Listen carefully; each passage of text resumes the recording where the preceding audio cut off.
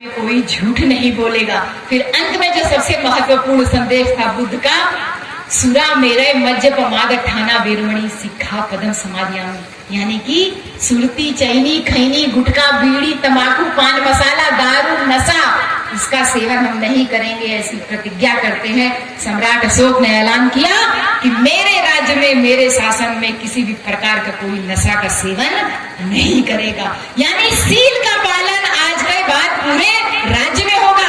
राजा मैं नहीं होगा, राजा कौन होगा? राजा सील होगा।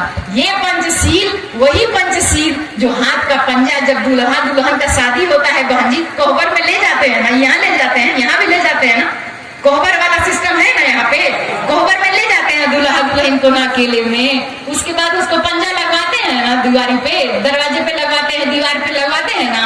पंजा लगवाने का क्या मतलब है? क्या मतलब है? ना मतलब ना पता, कुल लगवावे जाएगा वो पता है, लेकिन मतलब ना पता वो है। मतलब है पंजा का मतलब पांच सील, कि हम हिंसा नहीं करेंगे, चोरी नहीं करेंगे, व्यभिचार नहीं करेंगे, झूठ नहीं बोलेंगे और नशा नहीं करेंगे। तो जो दूल्हा दुल्हन, भैया ताली न बजाइए, जो दूल्हा दुल्हन ये पांच सील का पालन कर लेगा उसका जीवन खुशहाल होगा। होगा कि नहीं होगा बहन जी? तो परंपरा जी रही है, लेकिन परंपरा का अर्थ हम भुलाए गई। तो वह मतलब बताने के लिए हमको भंते जी ने इतना दूर से बुलाया है, जो मैं आप लोगों के बीच में आई हूँ बहन जी। सम्राट अशोक ने फिर 10वीं वाले दिन जब ये बुद्ध के धम्म को अपनाया तो कहा कि धम्म उत्तराधिकारी होगा। जो बुद्ध का संदेश था कि धम्म ही आज के बाद पूरे राज्य का संचालन करेगा, मैं तो केवल एक छोटा सा उस सील का पालन, उस धम्म का पालन करने वाला एक कर्मचारी हूँ। और फिर पूरे विश्व में बहन जी ऐसा कहीं पे भी नहीं हुआ। तू अपन लड़का बच्चा से कितना प्यार करेलू, कितना प्यार करेलू कि हमारा लड़का 1 मिनट के लिए कहीं आंखी से दूर हो जाला तो हमारा हदसा जाएगा, कह रहे लड़का कहाँ गया हमारा, हाँ इधर उधर चला जाए तो कितना परेशान हो जाते हैं। लेकिन पूरे विश्व में ऐसा कहीं इतिहास देखने को नहीं मिलता कि जहाँ पे एक पिता ने अपने इकलौते बेटे महेंद्र और इकलौती बेटी संघमित्रा की उस समय एक छोटी सी बेटी थी, 2 साल की बहन, उस 2 महीने बच्ची को छोड़ करके संघमित्रा और महेंद्र श्रीलंका चले जाते हैं बौद्ध धर्म का प्रचार प्रसार करने। पूरे विश्व में ऐसा कहीं इतिहास नहीं देखने को मिलता। इसलिए मैं नमन करती हूँ इस बुद्ध की धरती को।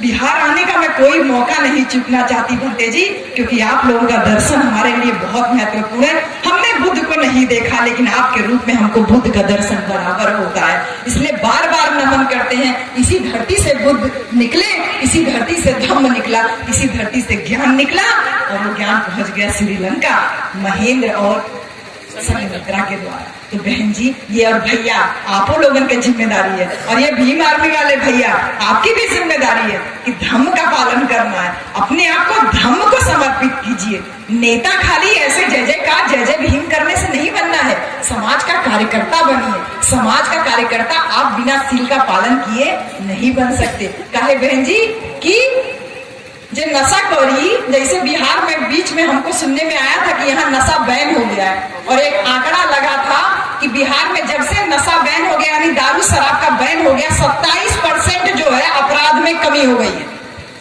ये हम बिहार का न्यूज जो यूपी में पढ़े थे हम उसका बता रहे हैं। तो बहन जी जो नशा करता है वो बाकी का 4 सील का पालन कभी नहीं कर सकता, क्योंकि जो नशा करता है वो झूठ बोलेगा।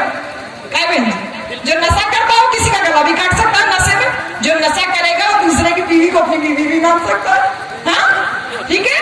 तो जो नशा करेगा वो 4 सील का पालन नहीं कर सकता। इसलिए बुद्ध ने भी कहा था कि नशा जो है वो सभी अपराधों की जननी है। सबसे ज्यादा जोर आपके ऊपर जो दिया बुद्ध ने वो था नशा। इसलिए सारे युवा बच्चे अपने माँ बाप से सब कुछ सीखना, बस यही सुरती रगड़ने वाला आइटम मत सीखना।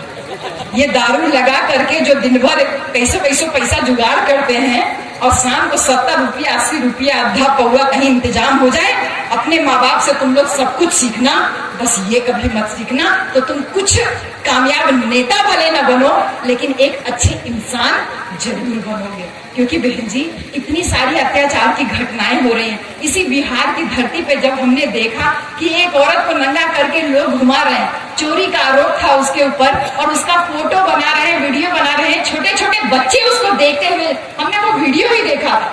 छोटे छोटे बच्चे उसके आगे पीछे दौड़ रहे हैं, इसका मतलब है कि कहीं ना कहीं हमारे संस्कारों में कमी होती जा रही है।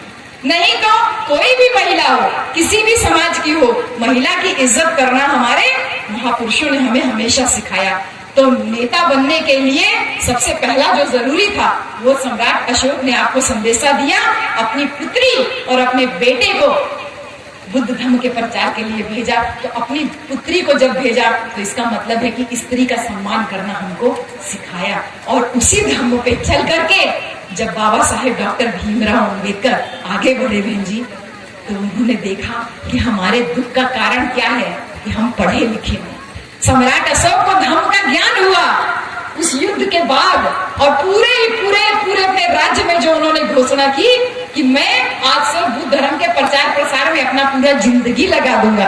तो बहन जी, उनको तो ज्ञान हो गया, उसके बाद बाबा साहब को ज्ञान हुआ कि मेरा समाज पीछे है क्योंकि ये पढ़ा लिखा नहीं है। तो बाबा साहब ने सबसे पहले बुद्ध को भारत के संविधान में लागू किया। बहन जी, संविधान कहीं अलग से नहीं है, संविधान कहीं अलग से नहीं है। भारत का संविधान बुद्ध के धर्म की 100% कॉपी है। कहे कि चोरी करेंगे तो 420 का धारा लगता है, हाँ, हत्या करते हैं तो 306 का धारा लगता है। पाणा की पाता बेरम, बुद्ध ने कहा ना, हिंसा करोगे, अकारण हिंसा नहीं करना है, कारण हो तो आप हिंसा कर सकते हैं, लेकिन संविधान कहता है कि आप बिना कारण अगर हिंसा करोगे तो धारा 306 के तहत आपको फांसी की सजा हो जाएगी। तो बुद्ध के धम्म को भारत के संविधान में बाबा साहब ने लगाया और कहा कि हिंसा करोगे तो धारा लगेगी, चोरी करोगे तो धारा लगेगी, नशा करोगे तो धारा लगेगी, रेप करोगे यानी किसी औरत के साथ व्यभिचार करोगे तो भी तुम्हारे साथ गलत, मतलब तुम्हारे साथ धारा लगेगी और तुमको जेल हो जाएगी। तो भगवान बुद्ध का ज्ञान बाबा साहब आपको और हमारे तक लेके आए, लेकिन फिर भी बाबा साहब को इस बात की तसल्ली नहीं दी बहन जी। बाबा साहब ये बात जानते थे कि मैंने इतना बड़ा संविधान बनाया, मैंने अपने लोगों को इतना सम्मान दिलाया, लेकिन इसके बावजूद मेरे समाज के लोग बहुत भोले भाले हैं। कोई डमरू बजाता आता है, सारे लोग किनारे किनारे तमाशा देखने के लिए खड़े होते हैं, सारे लोग। और आजकल का तो तमाशा एकदम विचित्र तरीके की, एक आदमी अगर नहर में कूद जाए तो बजाय उसको बचाने के सब अपना अपना मोबाइल निकाल करके उसका फोटो खींचने लगे। ये हो रहा है ना बहुत तेजी से, तमाशे का रूप चेंज हो चुका है, तमाशा आज भी हो रहा है, तमाशे का रूप चेंज हो चुका है, सब उसका बैठ करके वीडियो बनाने लगते हैं। वो बेचारा फोन लगा रहा है कि भैया कोई बचा ले, यहाँ वीडियो बनाने में लगे, वो आदमी डूब गया।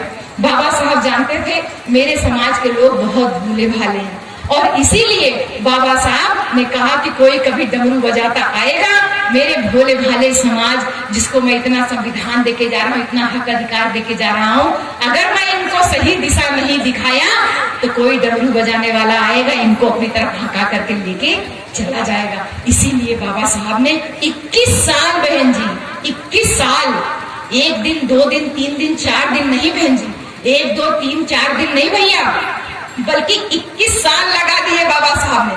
1935 में बाबा साहब ने ये घोषणा की कि मैं हिंदू धर्म में पैदा हुआ, ये मेरे बस की बात नहीं थी, लेकिन मैं हिंदू धर्म में मरूंगा नहीं, ये मेरे बस की बात है। इसलिए मेरे प्यारे बच्चों, मेरे युवा साथियों, जो मेरी बात सुन रहे हो, तो बाबा साहब की उस बात को ध्यान में रखना कि उतने पहले बाबा साहब ने कहा कि मैं हिंदू धर्म में पैदा तो हुआ, मेरे बस में नहीं था, लेकिन मैं हिंदू मरूंगा नहीं, ये मेरे बस की बात है। और पूरे 21 साल के बाद आज ही के दिन बहन जी, वो 14 अक्टूबर का दिन था, अश्विन मास का जो 10वीं का दिन था, 14 अक्टूबर 1956 को, आज ही के दिन बाबा साहब हम सबको बुद्ध की शरण में लेकर के गए, क्योंकि बौद्ध धर्म की यही पहचान, मानव मानव एक समान, आपको और हमको बराबरी का दर्जा देके गए। नहीं तो हमारे समाज की हालत कैसी थी, हमारे गले में मटका टंगा हुआ था, कमर में झाड़ू लगी हुई थी। इसलिए मेरी प्यारी बहनों, सुंदर सुंदर साड़ी पहनी है आप, मेरे प्यारे भैया लोग अच्छा अच्छा कपड़ा पहन करके आप कुर्सी पे बैठे हो। वो समय भी था जब हमको अच्छा खाने का अधिकार नहीं था, अच्छा पहनने का अधिकार नहीं था, सड़क पे थूकने तक का अधिकार नहीं था, गले में मटका टंगा था, उसमें थूकते थे भैया, कमर में झाड़ू लगे लगी थी सड़क पे चलो तो पीछे से पैरों का निशान मिटता चले, क्योंकि हमारे और आपके थूकने पर और हमारे और आपके पैरों के निशान के ऊपर किसी ऊंची जाति के लोगों का पैर पड़ जाता तो उनको जाकर के घर पे नहाना पड़ता। ऐसी व्यवस्था भारत के संविधान के द्वारा बाबा साहब ने खत्म कराई। हमारे को हर अधिकार दिया, शिक्षा का अधिकार दिया, पक्का मकान में रहने का अधिकार दिया, नौकरी का अधिकार दिया, और सबसे बड़ी बात क्या था, मान सम्मान का अधिकार दिया। आज कोई ऊंची जाति का हमारे गांव द्वार पे आ जाता है तो क्या हम लोग अपना कुर्सी और खटिया छोड़ के खड़ा होते हैं? हमारे बच्चे क्या बोलते हैं, वही बावन अपन घर के वही ठाकुर अपन घर के ना होई, हम का अपन खटिया छोड़ के उठी। ये जो मान सम्मान मिलल न बहनी, ये मान सम्मान हमके संविधान के बदौलत मिलल, और वो संविधान बुद्ध के बात कर रहा था। तो बाबा साहब जब 14 अक्टूबर 1956 को बुद्ध की शरण में गए तो उन्होंने आपको और हमको उस जाति से मुक्ति दिला दी, उस बेड़ी से मुक्ति दिला दी जिसमें ये कहा गया कि औरत नरक का द्वार है, औरत पढ़ेगी तो धर्म भ्रष्ट हो जाएगा। और आपो लोगन के लिए भैया ये कहा गया कि अगर आपको रास्ते में 1 रुपया पड़ा हुआ मिल जाए तो क्योंकि आप अछूत हैं, क्योंकि आप शूद्र हैं, आप नीची जाति के हैं, तो आपको पैसा भी इकट्ठा करने का अधिकार नहीं है। आपको अगर रास्ते में 1 रुपया मिल जाए तो जेब में अगर 4 आना हो तो जेब का 4 आना वो रुपया में लगा के किसी ऊंची जाति के व्यक्ति को दान कर देना चाहिए।